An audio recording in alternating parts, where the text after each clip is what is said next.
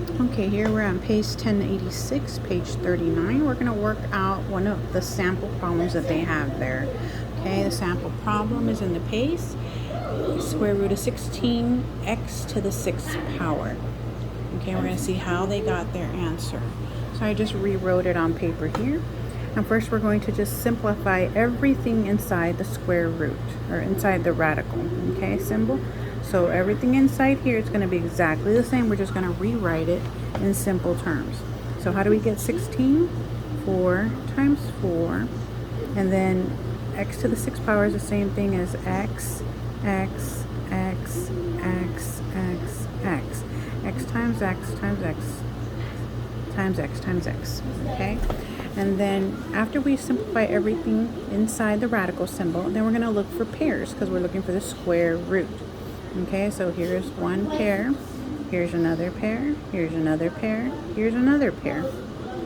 Each of these pairs becomes one of the same number or variable.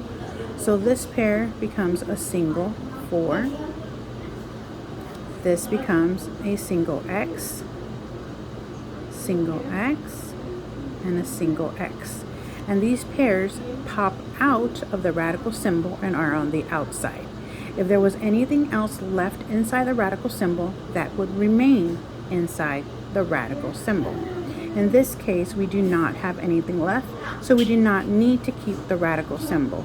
So everything's just going to be on the outside, which is going to become 4x, and there's 3 of them.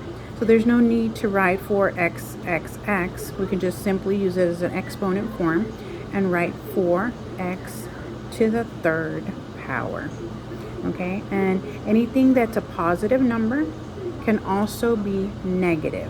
So we're going to also include positive and negative 4x to the 3rd power. So any positive number that you end up with can be positive or negative, okay? So square root of 16x to the 6th power is the same thing as positive negative 4x to the 3rd power, okay?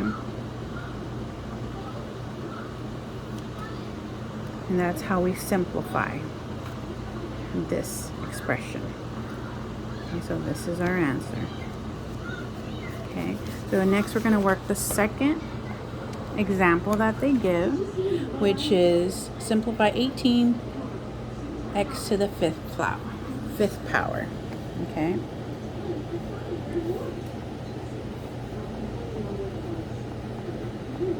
X to the 5th power. Again, we're going to simplify everything inside the radical symbol. So for 18, how can we get 18? 9 times 2. And then we have x, x, x, x, x, 5 times. Okay. Okay, and then we can continue to simplify this 9. So how do we simplify the 9?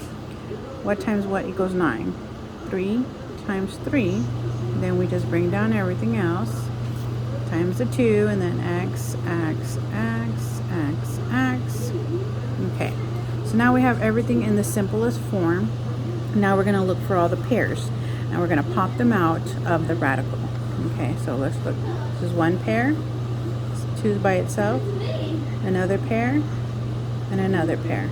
Okay, so in this event, we do have numbers and variables that are inside the radicals still that are not pairs. So remember, we said every pair equals the same number. It only becomes one of the same number. So 3 times 3 becomes a single 3. This pair of x becomes a single x. This other pair becomes another single x. So this information here is going to come outside the radical symbol. So we have 3, and then we have 2 x's. And if you recall, I said that anytime you have more than one x, you can use exponents. So in this case, it would be x to the 2nd power.